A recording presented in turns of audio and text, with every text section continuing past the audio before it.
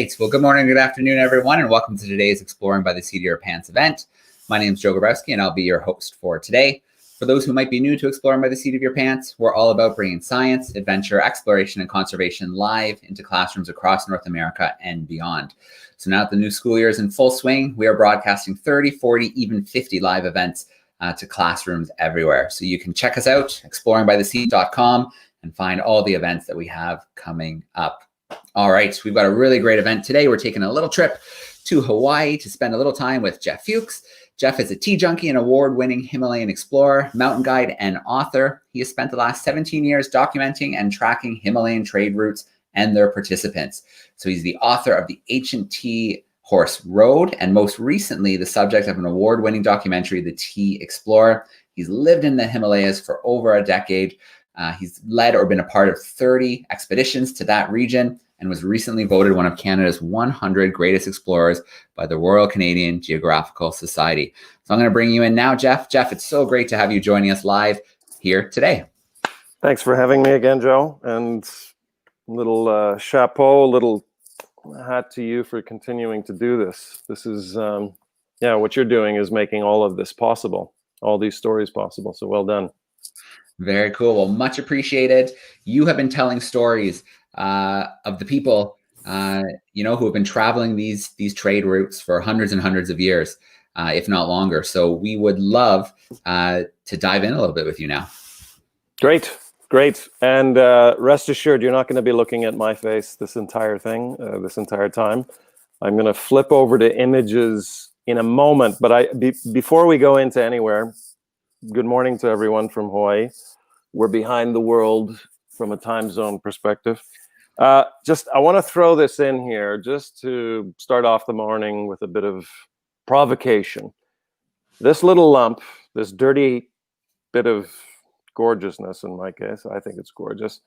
To put things into perspective, this was one of the most, arguably, until the 1950s or 60s, to some degree it still is, one of the most important commodities in Asia, certainly in the Himalayas, and probably the world. And it is not, as someone suggested previously, a sort of a yak turd or any kind of matter that gets excreted. This is actually a small cylinder of tea. And what I focused on, what I continue to focus on in the Himalayas, are the trade routes that hauled these not so attractive lumps of commodities, currencies, throughout the Himalayas, throughout Asia. So tea, we're going to be talking about a little bit about tea, of course, because I need it, I'm drinking it, I'm on it, I need it. We're also going to be talking a bit about salt, another one of the great commodities. And another one, which is a little lesser known, is Pashmina, or what's known as lena. If you had tea, if you had salt, if you had Pashmina or resin from pine trees, the sap, if you had these four currencies or commodities, for centuries, you had income, you had a currency. So much of what I do is to explore these routes. And just to lead off, the Himalayas get this reputation, we all know it, as a place to ascend, as a place to ascend a peak, a mountain pass in record time. That is my beginnings of my life were spent climbing in Switzerland. But I would just put into the idea, the rest of the talk is going to be about this idea that in fact the Himalayas were built upon horizontal trade routes rather than any vertical ascent routes. So I'm just putting it out there, and without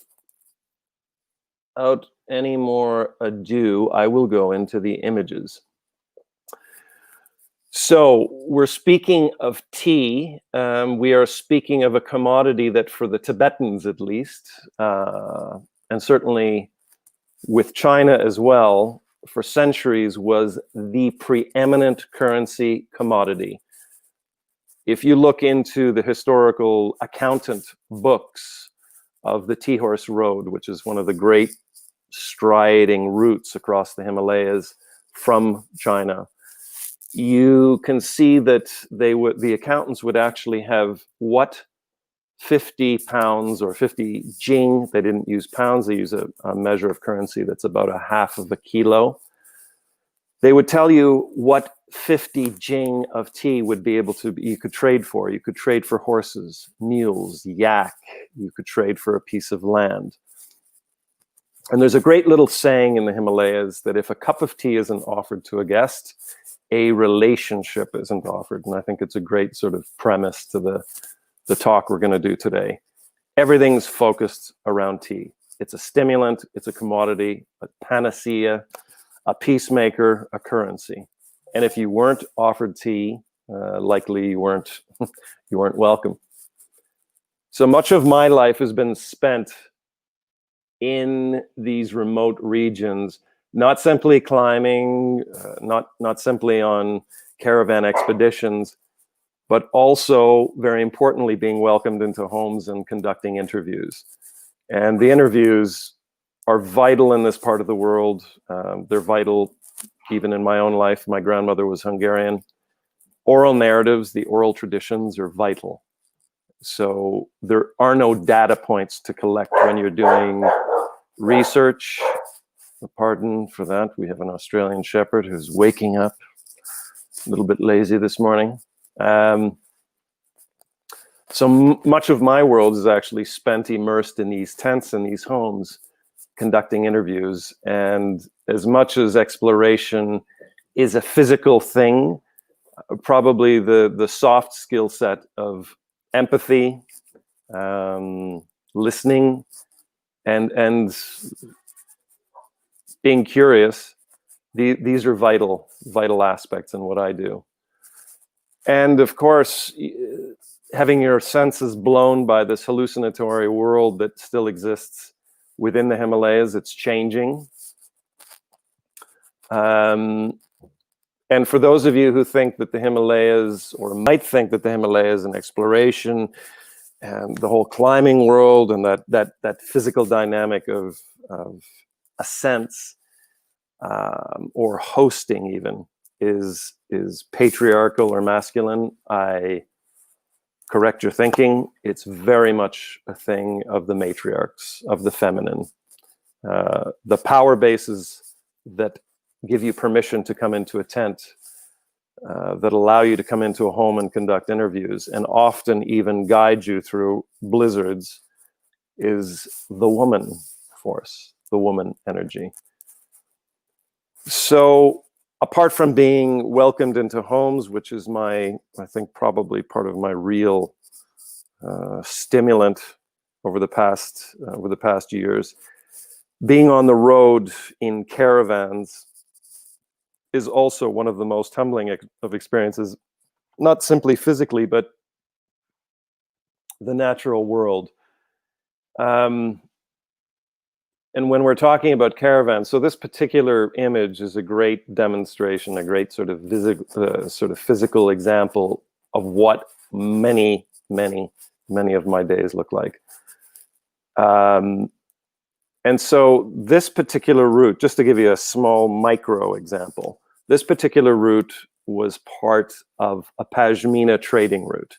So Pashmina is like cashmere. It's like the fine wools. So these routes were in existence for centuries. And to a large degree, they're still available for access. But what's wonderful is the fact that in this case, at least, there still are no roadways. There still are no paved asphalt to get here. If you want to ascend into these routes, into these spaces, you have to travel. Another slightly ambiguous image until I explain what it is. This is a micro photo of tea.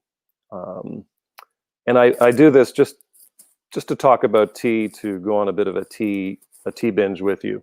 That middle leaf that seems to be covered in a light fur of a cat, that is actually what the most coveted tea looks like. It's the end yet to unfurl leaf, the bud, if you will. that is actually what is craved within tea. So this little ambiguous log actually has components of what you see, that much more aesthetic, light-haired bud. So this is what, to a large degree, this is what was being transported and coveted. And just to put this in a historical perspective, the trade routes of the Himalayas, we have to think beyond Tibet or Nepal. We have to think about this sort of great archway connecting the far east of China, the deep east of southwestern China, connecting all the way as far west as Persia, as the Middle East, and as far south as the Bay of Bengal in India, in Nepal, Pakistan. These trade routes were splicing all over the mountains. And they were running for 1,300 years. Up until the 1950s and 1960s, you had a busy series of highways crisscrossing, sort of randomly crisscrossing the Himalaya. And again, I remind you, tea, salt, pashmina, resin, mountain medicines, pretty much anything that had a value could be traded. Tea still is one of the great commodities. It's the second most consumed beverage on the planet after only water. Pashmina, when it's first plucked, it doesn't look like much, but then it gets spread out. It gets sort of edited. It gets spun, and then it ends up in some of the most expensive Hermes scarves, Gucci. All of these companies, they use these very high-end wool microfibers, even now. So all of these sort of great currencies and commodities have very humble origins, but they begin something like this, and they end up in some of the most shishi places on the planet. And this is where I'm taking you back to the origin, because I think it's important to remember metaphorically, in sort of every way, everything has an origin, everything has a starting point. And until you go to the starting point or the origin, I'd happily argue forever, until you go to those places and speak with the locals, the providers, it's very difficult to understand the worth of something. And I speak about not just trade items, I speak of humans and the human condition as well. And after, there are questions, and I'm happy to answer them. I'm raging on a monologue right now, but I hope you're getting keyed up and psyched to ask questions or disagree. So just to, once again, going to the origin, the idea of salt is something we take for granted, just as it is with water. We don't really think of origin points, but what you're looking at right now is about 4,600 meters high. This is an isolated source of salt. It's an old salt lake, way, way high in the Himalayas. We're not talking about Salt Lake City here. We're talking about Salt Lake Himalaya. So salt would be extracted from these lakes, put out onto these pans, these drying pans of earth, and the sun and the wind would do the rest of the work. They'd evaporate the water, and what would be left would be hunks of salt. And this is off of a recent expedition of mine early last year. And this looks like our kit, and it is, but this is precisely how caravans carrying currencies, carrying migrants, pilgrims, this is how caravans would be basically ushered through the mountains. And this is what tea time looks like, not in London, England, but on the plateaus within the Himalayas. So this is a nomadic community. Though it may not look it, this is actually a very well-off nomadic community in terms of their wealth. And their wealth even now, is not necessarily simply measured in cash, but in yak. And so this family has taken down their tents. Everything that they own can be packed up in 5 or 6 hours. Everything that is owned onto the backs of yaks and mules. And in this case, the last thing to be packed up is this little belching, corrugated iron rusting stove, which is creating a last offering of tea to the elder, for those of you interested in details. The woman on the left, the elder, Ajay, is the matriarch of this family, and I spent much time over the last almost 2 decades living with her family. And she has that no-nonsense appeal, and one of my aunties abroad, as I like to call her. So this is kind of maybe a little more of the romantic Himalayan image, but this is, again, another caravan, part of my exploration. And just to put this into context, if I have been on the road 3 or 4 months a year on these caravans, I have spent at least 20, 25, 30, maybe even 35% of that time entirely lost. When you're exploring a set route with navigation points, with GPS coordinates, it's quite simple to follow. But when you're following routes that no one's ever taken GPS readings from before, you have to trial and error it.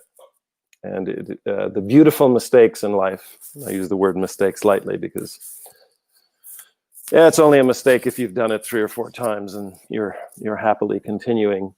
But these happy mistakes being lost often are introductions into other worlds. And again, I use this metaphorically as well, that sometimes what you thought you were entering into, engaging in, is not what you're engaging in, but it does lead you to another place, another time, another headspace.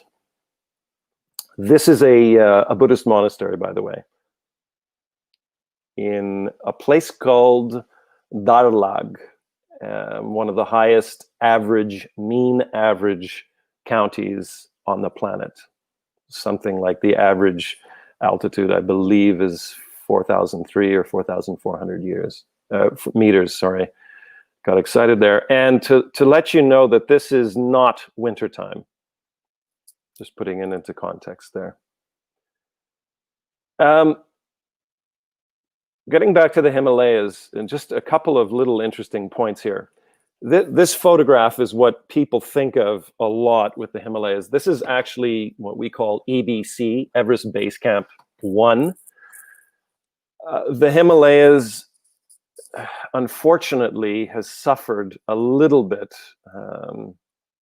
sometimes from people like me who are climbing, but also with a particular Western fixation on numbers, altitude, speed, climbing, accessibility. I must climb that mountain.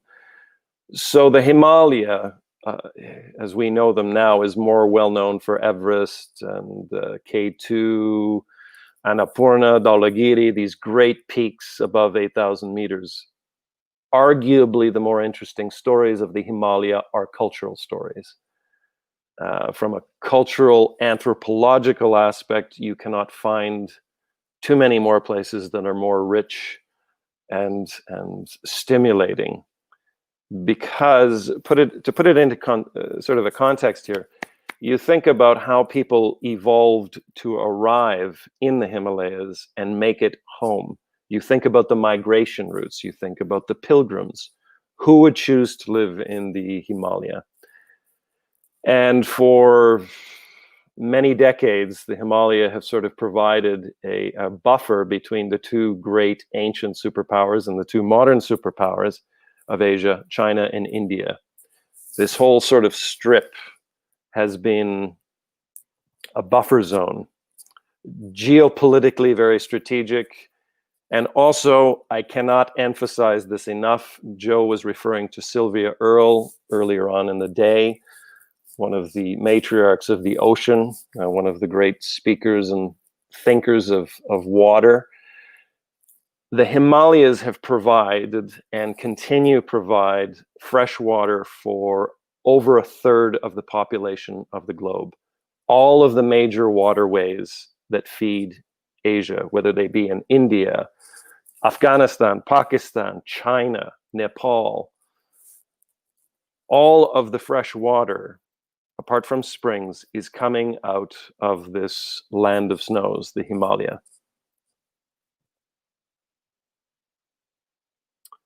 For those of you interested in some of the most sublime mountains on the planet, this is Amadablam, my favorite mountain in the Himalayas. It's in the Solakhumbu region of Nepal. I put that in there just because she's my favorite. Obviously, there's not a trade route moving through the clouds over that sumptuous peak. I'm just putting it in there too. Anecdotes are some of the most important components of any storytelling. They make things personal. They make things intimate. My partner and I on this expedition, after a month, we thought we knew how to tie our gear atop the backs of yak. We thought we had gotten it. After about 15 minutes of fiddling while we incompetently tried to get our bags tied to the back of yak, this nomadic woman, whose name was Omu, she promptly smiled, kicked us off, tied up 3 yaks worth of supplies in about 10 minutes. Just saying. Going back to a lot of the work I'm doing and tried to continue to do and have done, the vital component of time is very important. Not just to be able to take time off of work or time out of school. You need to take time to listen, to engage with individuals. The beautiful Himalayas, the trade routes, the pilgrimage routes, the migration routes, they're nothing without the lifeblood that is the people. And the only way you get a sort of a context of place and time and space is by engaging and interviewing these elders.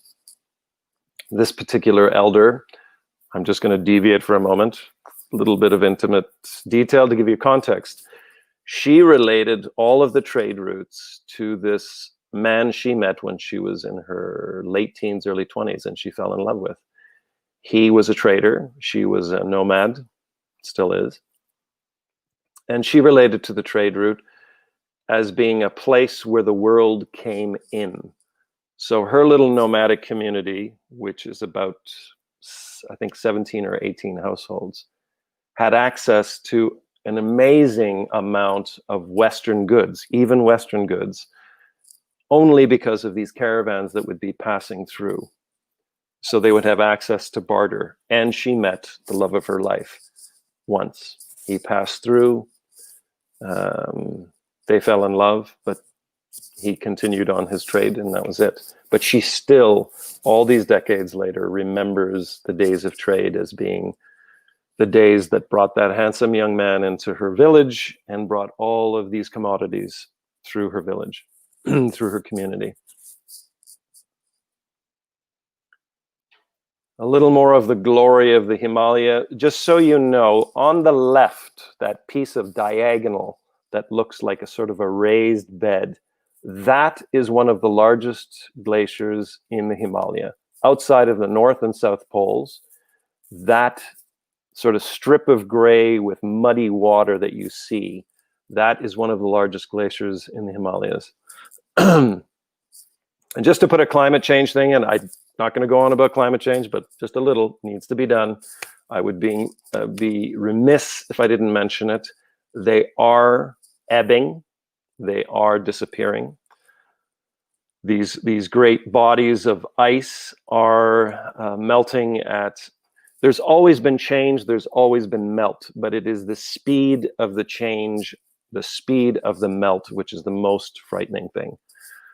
And just to, again, give some context, that swath that you see of ice. It doesn't look very thick, but in places it's close to a mile thick. We're not talking about length.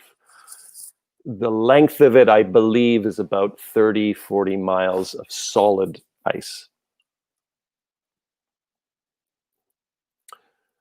Another one of the personalities, and just to go into the sort of the ethnicity and the DNA question, this gentleman who ethnically is Tibetan, brilliant blue eyes. It's hard to tell in this photo, but he had blue eyes. He spoke 4 or 5 languages fluently, had 0 formal schooling.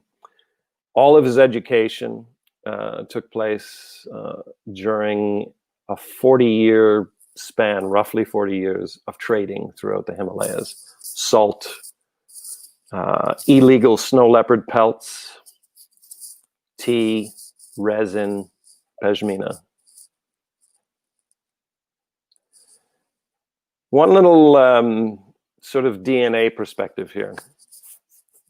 It goes without say that the trade hubs of the world, whether they be in Sri Lanka, in India, along the coastline, in the mountains, trade hubs inevitably have some of the more interesting DNA, simply because bodies, culture, traditions, linguistics have been passing into and out of these places. And this gentleman is ethnically Tibetan. However, what's interesting about this particular part of the Himalaya was there were a lot of words in his regional dialect of Tibetan which actually had links to the Middle East, to Persia. And I'll give you a very simple example for those of you who are into linguistics, how there's a lot of interesting stories about how language was built. The word in most of Tibet, and certainly in his region, for whiskey or any fermented or distilled alcohol, the word is ara. The word for whiskey in Sri Lanka is arak. In most of the Middle East, arak. And yet there's very little written history about how the word got to be used upon the Tibetan plateau in the Himalayas. So there's a lot of interesting stories about the trade routes, not just funneling in trade and economies of scale, but also DNA, linguistics, cultures. Just another little random segue here. Spinach, what we know as spinach. Spinach actually made its way, very likely, over the Himalayas from somewhere in the Middle East, through the Kunlun corridors, into what we now call China. What was China back then was just a small little parcel of land. It expanded. But just so it's, plants, it wasn't just things of huge value. It was vegetation. It was all sorts of items for trade. And this gentleman is wearing coral, which is a black and white sepia tone photograph, but his hair, this gentleman's hair, is past his buttocks. What he does is he wraps it up on his head with a band and some silk ties, which are black. And then the ornaments are usually something that were passed down from his father, his grandfather, So when I asked to take this photograph, he had to fix his hair, make himself look good, and then he was ready for the action shot. Again, much of what I do is this sort of stuff. It's grinding through moraine, over glaciers, and none of what I do is done alone. None of what I do would be possible without locals, without local know-how, without any sort of... so often in the research that I do, the research that Western scientists do, explorers, adventurers, so often we don't perhaps pay enough tribute to the locals, because what we do is seen and read by people, potentially, maybe nobody, but it's made possible through the efforts, the genius, and the camaraderie of locals. So one thing travel teaches you very quickly is that the old concept of when in Rome. When you travel, you pay respects to traditions. I think it's very important that we pay respect and not judge, because the context in which we're arriving to is hugely different from, inevitably, it's hugely different from the one that we ourselves know. This is my home. Of course, we're dealing with COVID, we're dealing with a crisis. This shot sort of embodies what most of my days for a good third of my year looks like, in a gorgeous tent. And given to the fact that water is increasingly in the news, let's think of water as a non-political thing for a moment. We need to take very good care of our water, both the oceans and the freshwater supplies of the Himalaya. And remember that during this time, I think during this whole, I'm going to say the word COVID once because I've heard it enough, and I'm sure you have as well. But during this time of COVID, I'm sure many of you are realizing too how little you might need.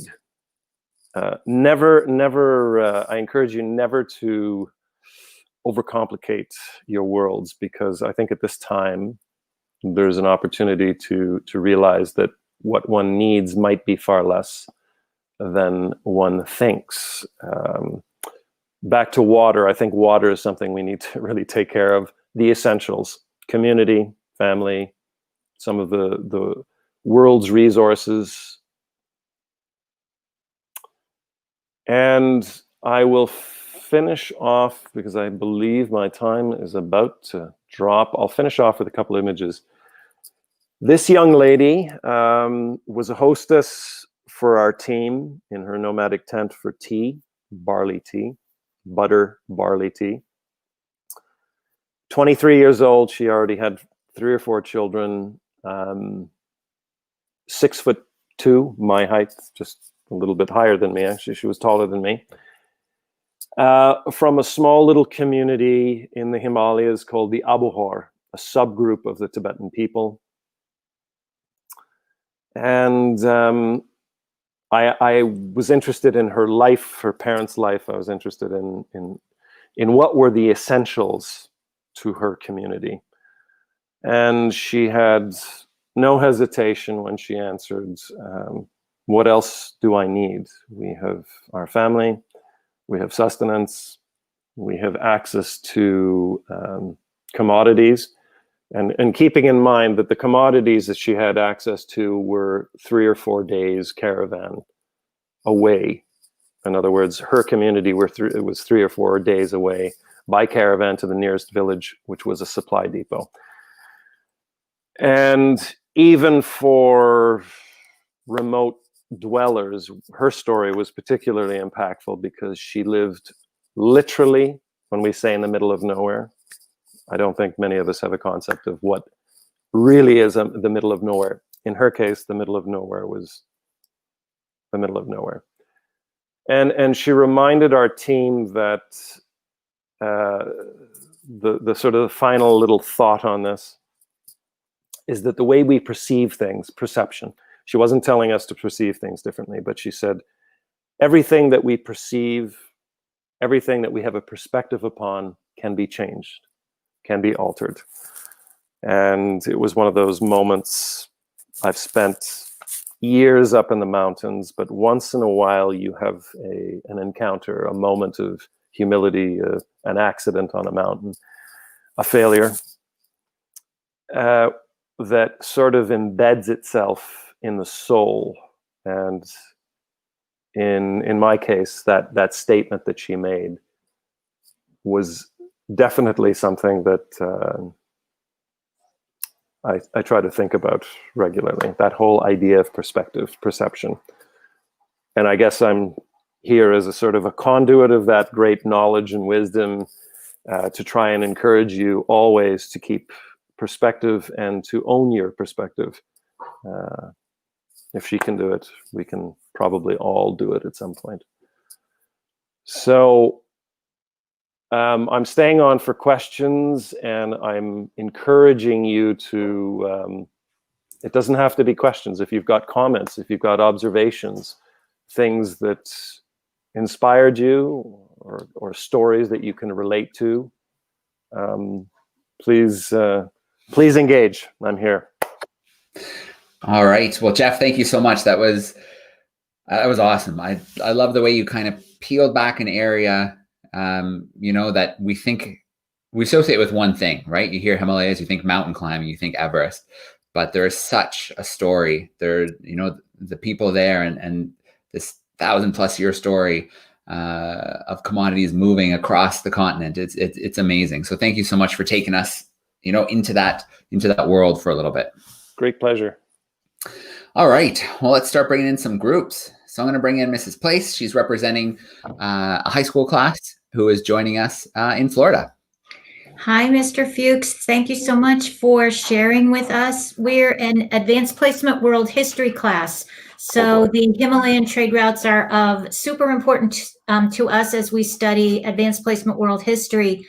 The students are first amazed at how calm you are, how zen you are, and they wonder where that comes from. But their larger question too was, how did you build, or what did you do to build that trust with a culture that is very different from ours, so that you could enter into the lives of these people and break bread with them and travel with them and drink tea with them? I'll answer that most recent question first. I mentioned it earlier, but the time concept. I'll give you an example. We had a film team that accessed this quite famous trader. He was sort of an icon, a rock star for me, because I'd heard about him. When we found him in a tent, he was playing with his mala beads, which was the rosary. And we told him that we wanted to interview him. And he said, okay, if you want to interview me, you're going to have to sit and listen. And we thought we might have a couple hours with him. We ended up spending days with him, eating, breaking bread, drinking tea. And he pointed at me in particular and said, I've heard you white people don't listen very well. And so he was well aware that there was a conceptual difference between potentially a Westerner coming in, asserting a viewpoint, perhaps judging. Not necessarily, but we have a particular way of communicating in the West that for some is abrasive, perhaps forward. So building up a rapport, you need time, you need great translators. I speak a few dialects, but you need people who can translate gently. You need to be able to communicate not only the literal translation, but the intention, the soul, if you will, behind your intention. So time is a great thing, and you have to make time. There's no skirting it. You can't rush in and dictate, I've got to do an interview, I need this piece of information. The fact that I look zen, and some comments, I find it interesting. I think my wife might have something to say about the zen aspect. Perhaps I'm calm because I'm talking about a topic that I love. I'm sharing something I feel very strongly about. And I do think that the mountains embed you with a kind of temporary humility. I have to go back for my doses once in a while. But you spend enough time in the mountains with people who endure an enormous amount on the very front line of Mother Nature. And you watch them live contentedly in their communities. And yeah, I think I'm more mindful of that spirit of calmness, I guess. Thanks for the questions. And I appreciate being or appearing to be calm. I hope that sort of transcends this discussion today. All right. I'm going to bring in a group from Niagara Falls in Ontario. Mr. Taylor's grade 9 science class. All right. How are we doing today? Doing good. How are you? Good, good. Good to see you. Sandy, we have a question for you. All right. Who's got a question for us? Our friend Larson. Go ahead, Larson. Go for it. What dangers or problems have you encountered in your work and research? I'll start with the ones that are less obvious. I've been put into police stations and interviewed for hours and hours on many occasions. By police stations, I mean in the Tibetan regions, being in very remote areas. We've been picked up, asked, do we have permits? Had to explain what we're doing, and we've been released. But there were a couple times during these interviews, they're very polite, but I spent about 9 hours drinking tea in a police station, and that actually had me more scared than a lot of the physical. Some of the physical components, the dangers are, of course, when you're doing any of these trade routes or climbing expeditions, you have the obvious, what if I fall? Yeah, I've seen people fall. I've seen people die off falls. I've watched a friend of mine get paralyzed from a fall. Obviously, the falls are something you're very cognizant of. But just to draw that, a lot of the accidents in the mountains happen because of lack of preparation, checking equipment, ropes, pittons, crampons, etc. You need to check, again, the concept of time. You need to be able to look at all of your equipment. Another danger we had on one incident was complete disorientation. We had no GPS reader with us, and we were in a blizzard for half a day. We had absolutely no concept of where north, south, east, or west was. We had about 2 meters of visibility. We had mules which refused to move because the drifts were too high. And at that point, we were concerned that we would just freeze to death because, beyond the 2 or 3 meters, beyond the trade pathways that we were along, you had sheer drops. So we didn't want to move anywhere. So disorientation, dehydration, conflicts amongst the teams, yes, that's a different story. You can imagine when you're traveling in isolation, eating nothing but onions, soup, pieces of dried cheese, and drinking tea for 3 or 4 weeks, 5 weeks, 6 weeks. Living in a tent with somebody, you can start to get on each other's nerves very quickly. I wouldn't call that a danger. That's one of the human dynamic questions where you have to sort out your differences and often self-reflect and problem solve. Personality problems on a journey in the mountains or a trip. I'm sure most of you have taken trips with family and friends and decided, I am never doing this again. Yeah, some of the biggest difficulties are often with team members, and sometimes you're the difficulty, and I have been a difficulty for others. But great question. All right. I'm going to bring Ms. Delgado into the talk. If you don't mind unmuting for me, Mrs. Delgado, we'd love to steal a question from your group in Florida. Hi, it's great to meet you, and I have my senior class group here. You mentioned the climate changes and the melting. Has that had any effect on the people, and the tea, and then how they use it or process it? It does. Climate. One of the things in Asia that you find very quickly is that there is no politicization of the climate change debate. Everyone accepts the climate is changing, and it's changing rapidly. So that caveat leads to the next statement. Yes, it absolutely is affecting not only people's day-to-day lives with floods, moving house, but also agriculture is being transformed in the Himalayas. Things like tea, the tea that I source, tea that I drink, The tea regions have been hit by droughts at bizarre times of year. In living memory, they haven't had droughts like this. They'll have deluges of rain during the monsoon seasons. So a lot of the crops are actually, they're how do we say this?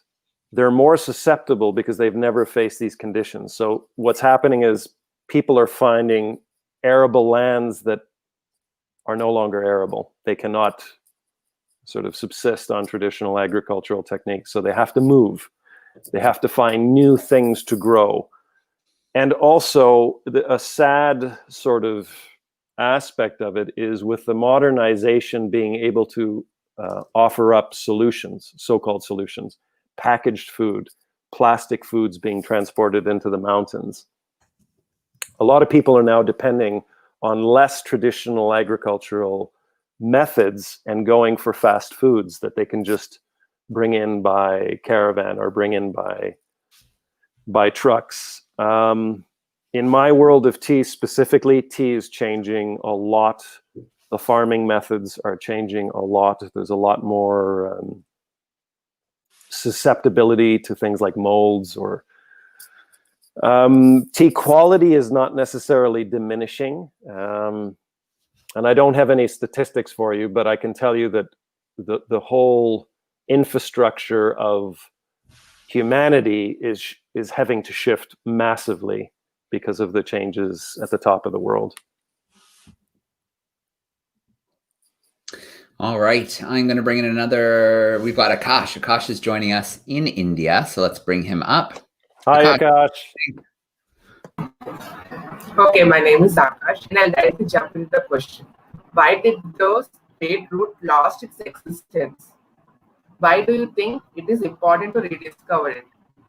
And something else which is fascinating is in your background, some tea, collection of teapots are there. Can you tell me about those? So the first part, the trade routes, I think, have just diminished simply because the infrastructure in the Himalayas has increased. You have the irony is a lot of these old trade routes provided the perfect blueprints for a lot of the trade highways, that the literal highways now of asphalt and paved routes.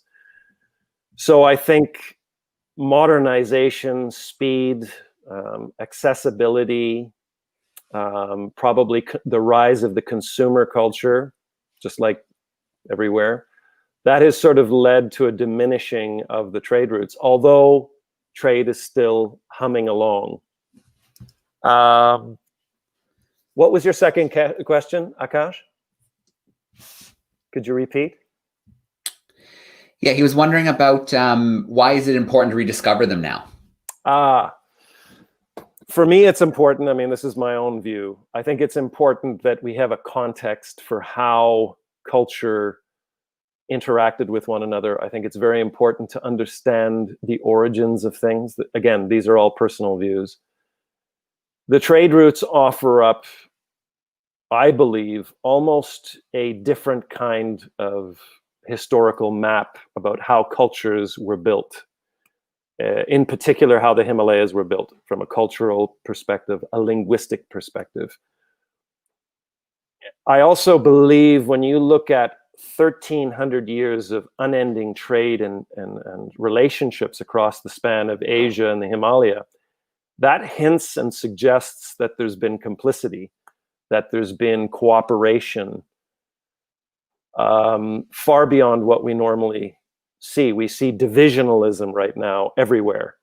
If we look back from a philosophical point of view at the trade routes, trade facilitated so much more than simply economies.